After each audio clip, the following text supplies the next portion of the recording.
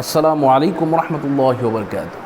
আপনি ভুলবশত কারো কোনো জিনিস নিয়ে গেছেন, স্বর্ণ চুরি করে ফেলেছেন বা টাকা চুরি করে ফেলেছেন। এখন আপনি বুঝতে পেরেছেন যে আমি চুরি করেছি, এটা ভুল হয়েছে, এই ভুলটা করা আসলে ঠিক হয় নাই, কিন্তু তারা চলে গেছে কবিরাজের কাছে। এই কবিরাজ থেকে বাঁচার জন্য আপনি কি করবেন?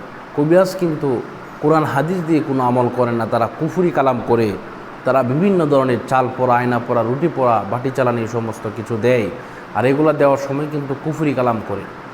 কিন্তু বন্ধুরা আমার, এই চাল পড়া থেকে বাঁচার জন্য, এগুলা থেকে বাঁচার জন্য কুফরি খুব শক্ত একটি বিষয়।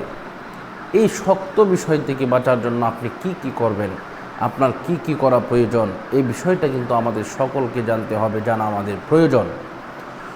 বন্ধুরা আমার, যদি আমি এইভাবে এই সমস্ত পড়া থেকে যদি আমরা বাঁচতে চাই, তাহলে আমাদেরকে যে কাজটা করতে হবে তা হচ্ছে প্রথমে তৌবা করতে হবে, আর তদবির তো করতে হবে। আগে তৌবার ব্যাপারটা বলি, এরপরে তদবিরের ব্যাপারটা বলবো। শুধু তৌবা করলে হবে না, তদবিরও করতে হবে কুফরি কালাম থেকে বাঁচার জন্য, চাল পড়া, রুটি পড়া, আয়না পড়া, বাটি চালান, পানি পড়া থেকে বাঁচার জন্য। প্রথমে এইভাবে তৌবা করবেন যে আল্লাহ পাক, আমি যা করেছি, ভুল করেছি, এ জীবনে আর কোনো দিন এই সমস্ত ভুল কাজ করব না, পাপ কাজ করব না। এই প্রমিসটা আল্লাহকে করতে হবে। এবং যদি পারেন আরবিতে এইভাবে পড়তে হবে, আস্তাগফিরুল্লাহ রাব্বি মিন কুল্লি যামবিন ওয়া আতুবু ইলাইহি লা হাওলা ওয়ালা কুওয়াতা ইল্লা বিল্লাহিল আলিয়্যিল আযীম। এইভাবে আপনি এই তওবাটা করবেন।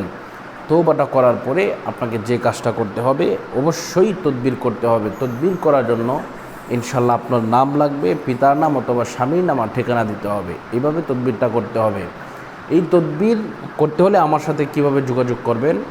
আমার এই নাম্বারে হোয়াটসঅ্যাপ অথবা ইমোতে যোগাযোগ করবেন, আর সরাসরি কল দিবেন। যদি মোবাইল অনেক সময় নেটওয়ার্ক থাকে না, বন্ধ থাকে, এই জন্য হোয়াটসঅ্যাপে বা ইমোতে নক দিয়ে রাখবেন, মেসেজ দিয়ে রাখবেন।